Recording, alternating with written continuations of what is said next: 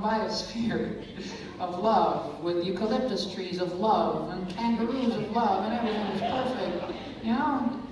Until we learned a very important lesson in life, which is that falling out of love is a very, very different experience than falling in love.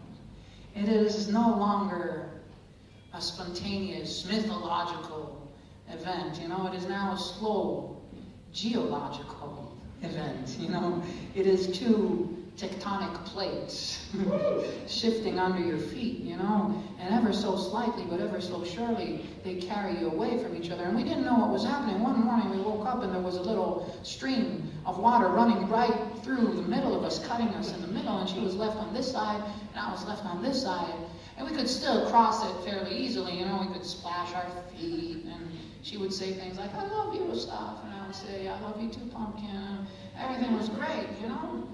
But the next morning, this little stream, it widened and it turned into a river, and it was a rushing river. We could no longer cross it. We could see each other, we could talk, but we could not cross it. And she would start saying things like, Asaf, why did you leave the toilet seat up? And I would say things like, where are the car keys? I'm going to sleep over my mom's, you know. And things started to get different. And the next morning, this river turned into a lake, and the next morning that lake turned into a sea, and the sea turned into an ocean. And by the time we figured out what the hell was going on, she was, you know, a separate island for me, and she was so far away in the distance, I could barely get a glimpse of her. And it was the first time I picked up a guitar to try to call out to her.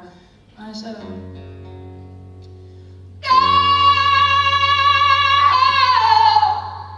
won't you come back?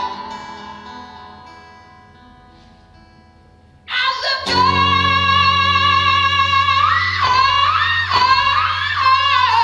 won't you come back? She didn't hear me, though. She was far away. It's understandable. But, the point is, we are no longer together. You cannot undo the passage of time in geology. But trying to reach her, trying to bridge that endless and growing distance between us was the first song I ever wrote.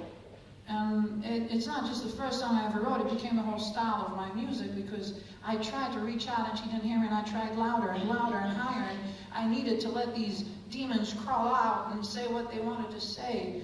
And this is the first song I ever wrote to that distant island.